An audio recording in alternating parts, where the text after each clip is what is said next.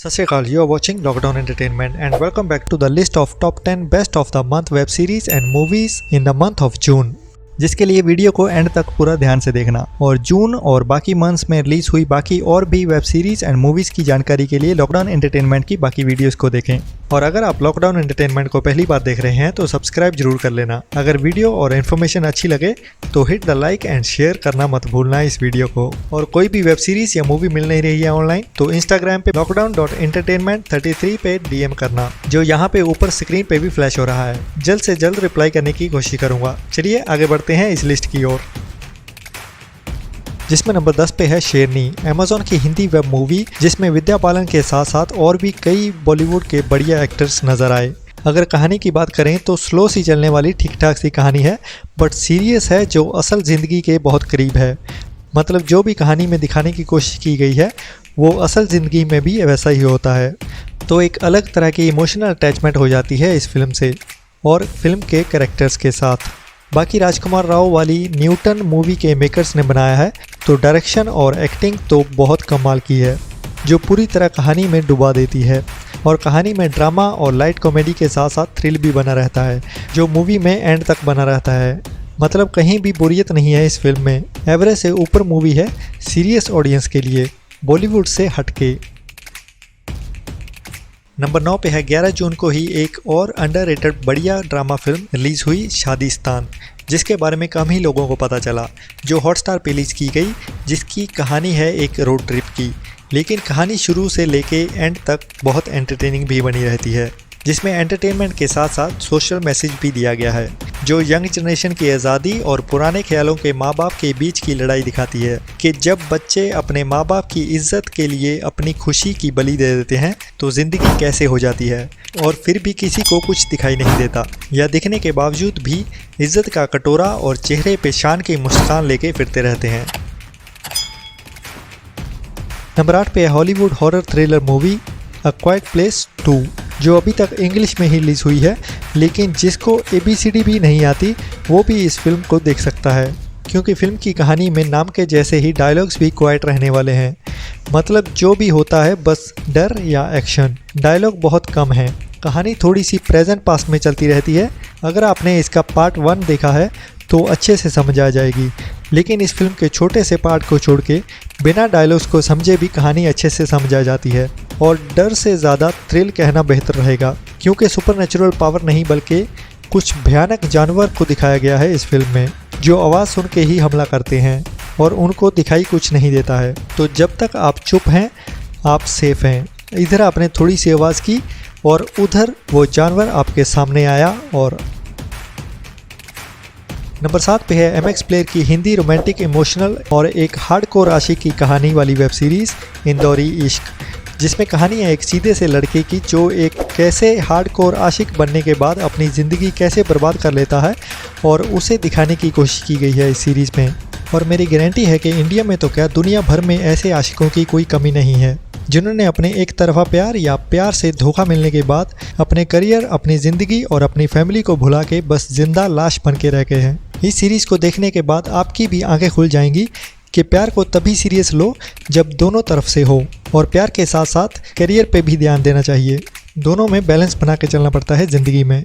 ऐसा डेडली प्यार बड़ा खतरनाक होता है खुद के लिए और फैमिली के लिए, और साथ साथ में सच्चे दोस्तों के लिए भी। एक बार इस सीरीज़ को जरूर देखना। नंबर 6 पे है हमारे अपने डॉक्टर मशहूर गुलाटी उर्फ सुनील ग्रोवर की dark comedy Hindi web series sunflower, जो मेरे जैसे सबको थोड़ा सा कंफ्यूज कर गई। या तो ये बहुत बढ़िया सीरीज़ थी या एक मास्टरपीस बनाने के चक्कर में थोड़ी बेवकूफ़ी वाली बन गई। मेरी तरह बहुत सी ऑडियंस भी कंफ्यूज रही। इस सीरीज़ को देखने के बाद मैं भी सोच में पड़ गया कि सुनील ग्रोवर का कैरेक्टर बेवकूफ़ी भरा था या मिस्टर बीन की तरह एक लेजेंड था, या फिर उसकी कॉपी करने के चक्कर में एक बेवकूफ़ी भरा कैरेक्टर बन के रह गया। मतलब हरकतें बेवकूफ़ों वाली करता है, लेकिन उसके काम अपने आप सही हो जाते हैं।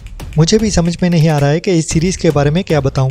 आप लोग हेल्प कीजिए, कमेंट्स में बताइए आपको कैसी लगी ये सीरीज़। और सुनील ग्रोवर के कैरेक्टर के बारे में, उसकी एक्टिंग का तो पता ही है सबको, वो तो लाजवाब है ही।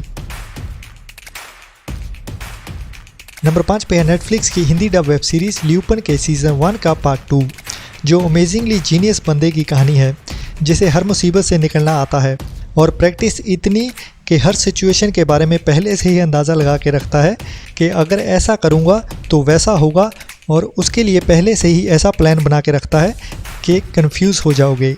बस ऐसी वेब सीरीज़ है जिसे देखने के बाद आपको पता चलेगा और बोलोगे वाओ, जीनियस है ये बंदा। इस सीरीज़ को भी मनी हाइस्ट के मेकर से बनाया है, तो आप खुद ही अंदाज़ा लगा सकते हैं कि कैसी ये सीरीज़ होने वाली है और इसकी कहानी में थ्रिल कैसा होगा, जो एक के बाद दूसरा फिर तीसरा एपिसोड देखने पे मजबूर करता रहेगा।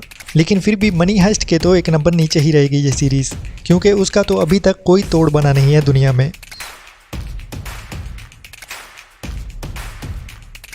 नंबर 4 पे है अमेज़ॉन की हिंदी वेब सीरीज़ कहूँ या तमिल या आधी आधी, कहना भी गलत नहीं होगा, जिसका नाम है द फैमिली मैन सीज़न 2। मेरी तरह हिंदी की लगभग सारी ही ऑडियंस इस बात से नाखुश और नाराज़ रही कि या तो ये सीरीज़ पहले तमिल में बना देते और फिर बाद में हिंदी में डब कर देते पूरी को, और या फिर पूरी तरह हिंदी में ही बना देते।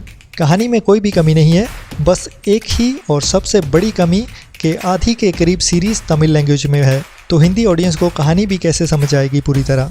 और अगर हिंदी ओरिजिनल वेब सीरीज़ भी सबटाइटल्स के साथ देखनी पड़े तो इससे बुरी बात क्या हो सकती है। पूरी तरह से धोखा हुआ है और इसका जिम्मेदार है अमेज़ॉन। पहले इतना टाइम डिले करने के बाद ऐसा हाल किया फैमिली मैन के फैंस का, इनको तो बहुत बड़ा श्राप मिलना चाहिए। नंबर 3 पे है नेटफ्लिक्स की मल्टी लैंग्वेज वाली वेब मूवी जगामे ठंडीराम। ठंडीराम या थंडीराम, ये तो अभी तक मुझे पता नहीं चला और ना ही किसी ने कमेंट्स में बताया पिछली बार की वीडियो में। चलो, किसी गोरे चिट्टे बंदे ने कहा है कि नाम में क्या रखा है, बस एंटरटेनमेंट होना चाहिए, जो इस फिल्म में भर भर के है। धांसू रियल एक्शन के साथ, रियल एक्शन मतलब साउथ या बॉलीवुड वाला एक्शन नहीं, असली ज़िंदगी वाला एक्शन। और कहानी भी हल्की कॉमेडी और फुल टू एक्शन के साथ थ्रिल से भरपूर है, जो आपको 2 घंटे के लिए स्क्रीन के साथ लॉकडाउन करने में फुल गारंटी के साथ कामयाब रहेगी।